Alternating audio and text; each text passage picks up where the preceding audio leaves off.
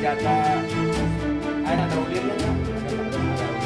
Bagaimana caranya? Ratusan senjata api, pistol, serta senapan kaliber 4,5 mm ditemukan polisi dan pihak sekolah dalam ruangan mantan kepala pembina yayasan sekolah swasta di Pondok Pinang, Kebayoran Lama, Jakarta Selatan. Tak hanya senjata api, dalam ruangan ini juga ditemukan alat cetak peluru, narkotika jenis sabu dan ganja, serta sejumlah CD porno. Sekolah meminta pendampingan polisi membuka ruangan yang selama ini tertutup dikunci oleh eks-ketua yayasan untuk digunakan keperluan belajar mengajar. Eks-ketua yayasan sudah dipecat karena penyalahgunaan keuangan. Persisnya senjata itu apa saja, jenisnya bagaimana, kewenangan penyidik ya untuk melakukan verifikasi. Sehingga kami minta ada uji forensik juga terhadap senjata itu untuk memberikan kepastian bahwa senjata ini milik siapa juga, jenisnya apa dan sebagainya. Tapi teman-teman sekalian, buat kami sebagai sekolah, yang jelas penyimpanan senjata di tempat sekolah pasti dilarang oleh undang-undang. Pasti dilarang, pasti tidak diperbolehkan. Yang itu memang dilarang untuk dipergunakan, kecuali untuk olahraga karena mematikan. Jadi, kok bisa ada di situ pertanyaannya? Mereka buat silent di situ dengan cara menumpuk seperti barang biasa. Ternyata begitu saya buka, isinya seperti itu. Lalu tiba-tiba ada lagi yang lain, shotgun kaliber 1270. Selain mengungkap asal-usul senjata dan narkotika, sekolah juga meminta polisi menyelidiki pihak yang bertanggung jawab atas penyimpanan barang-barang berbahaya di lingkungan sekolah. Dari Jakarta, Rizky Fahlupi, iNews melaporkan.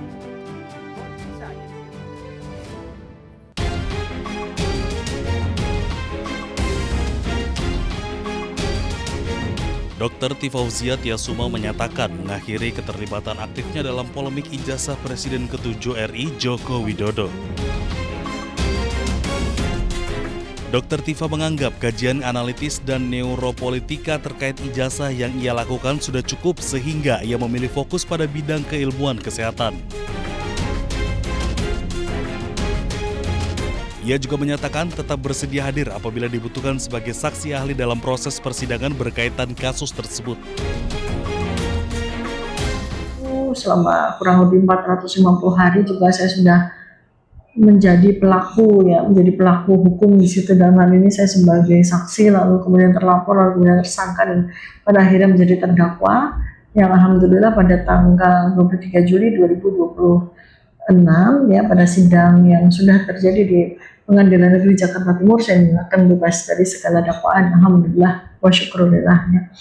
Itu adalah sebuah momentum di mana saya harus berpikir, ya saya harus memberikan keputusan kepada diri sendiri bahwa sekali lagi terkait dengan persoalan ijazah ya, bagian saya sudah saya tunaikan, jadi sudah cukup untuk saya. Meskipun menyatakan mundur dari perdebatan publik, proses hukum dan langkah uji materi atau pra-peradilan yang diajukan oleh tim hukumnya tetap berjalan di ranah peradilan.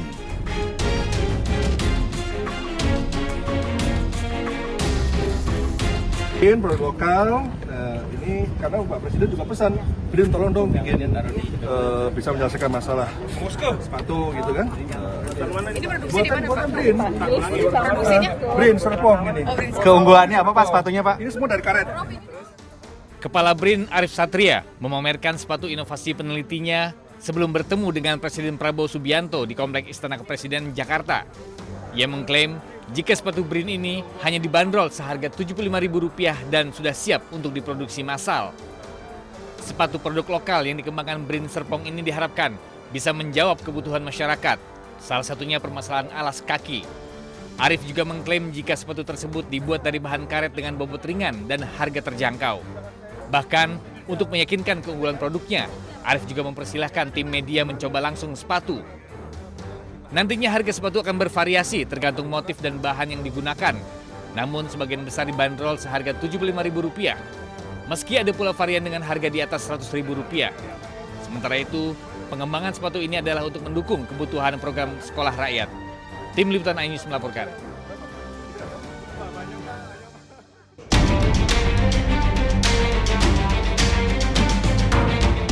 Organisasi Kerjasama Islam, OKI, melakukan pertemuan di Amman, Yordania pada hari Rabu. Pertemuan ini membahas tentang sejumlah situs suci di Yerusalem dan menyerukan agar pelanggaran-pelanggaran yang dilakukan Israel untuk segera dihentikan. Dalam kesempatan ini, Menteri Luar Negeri Yordania, Ayman Safadi, memperingatkan kebijakan Israel beresiko memicu konflik agama yang berpotensi menghancurkan perdamaian. القدس هي مدينة محتلة ولا سيادة لإسرائيل عليها، وبالتالي لا شرعية لأي من القرارات التي تتخذها في القدس. والقدس تواجه خطرا يتفاقم نراه يتبدى في الاستيطان الذي يتوسع في مصادرة الأراضي التي تستمر في محاصرة حق العبادة للمسلمين وللمسيحيين في منع المصلين من الوصول إلى أماكن عبادتهم سواء مسلمين أو مسيحيين، وأيضا في ما نراه من سياسة ممنهجة لتغيير الهوية الإسلامية للمسجد الأقصى المبارك الحرم القدسي الشريف. هذه طبعا كل هذه الإجراءات تتم وسط سياسة إسرائيلية أشمل تستهدف تكريس الاحتلال في كل الأرض الفلسطينية المحتلة. لكن ما تقوم به إسرائيل يدفع باتجاه تفجر صراع دوني سيكون له آثارا دمارية ليس فقط على الأمن والسلم في المنطقة ولكن في العالم أيضا. إذا تفجر هذا الصراع الديني وانطلقت معه الدعوات للجهاد العالمي لحماية أحد أكثر 3 أماكن قدسية عند أكثر من ملياري مسلم، لن يستطيع أحد أن يوقف هذا الصراع. ومن هنا كانت دعوتنا للمجتمع الدولي أن يتحرك قبل فوات الأوان. Pertemuan ini menyepakati 3 hal yang harus dilakukan pada prioritas utama. Mendokumentasikan pelanggaran Israel, memperkuat ketahanan rakyat Palestina, dan meminta upaya internasional dalam mendukung Yerusalem.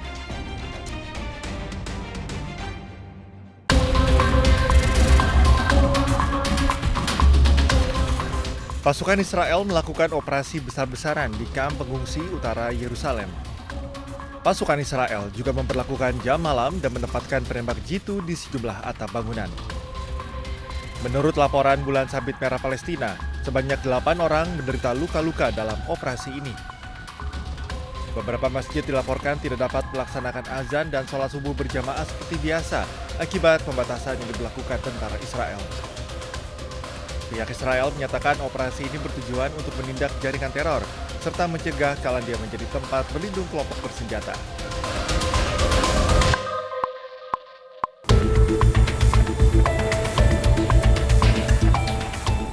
Sejumlah pasukan dan kendaraan militer Israel dilaporkan semakin bergerak masuk ke wilayah Suriah.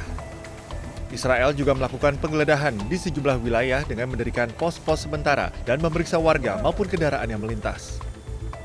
Aktivitas militer meningkat di seluruh wilayah pedesaan Dara dan Quneitra dengan laporan berulang kali terjadi penyusupan dan penembakan. Israel mengklaim bahwa kehadiran militernya di kawasan ini berkaitan dengan keamanan dan perlindungan wilayah perbatasannya. Hingga kini, situasi di wilayah masih terus berkembang.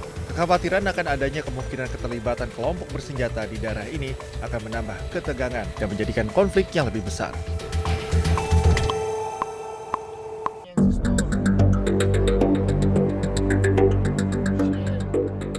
Banjir besar melanda wilayah pesisir Bawang di Provinsi La Union, Filipina Utara. Setelah hujan deras mengguyur selama beberapa hari akibat angin musim barat daya serta badai tropis Maymay dan Luis. Rekaman video memperlihatkan seorang warga menerobos banjir setinggi lutut, sementara kendaraan bergerak sangat lambat di jalan-jalan yang terendam air. Kepolisian Nasional Filipina melaporkan 6 orang tewas akibat insiden yang berkaitan dengan hujan, termasuk kasus tenggelam dan tanah longsor. Pihak otoritas penanggulangan bencana menyatakan sebanyak 1.991 keluarga terpaksa meninggalkan rumah mereka. Hingga kini, lebih dari 15.000 warga di Provinsi La Union terdampak bencana ini.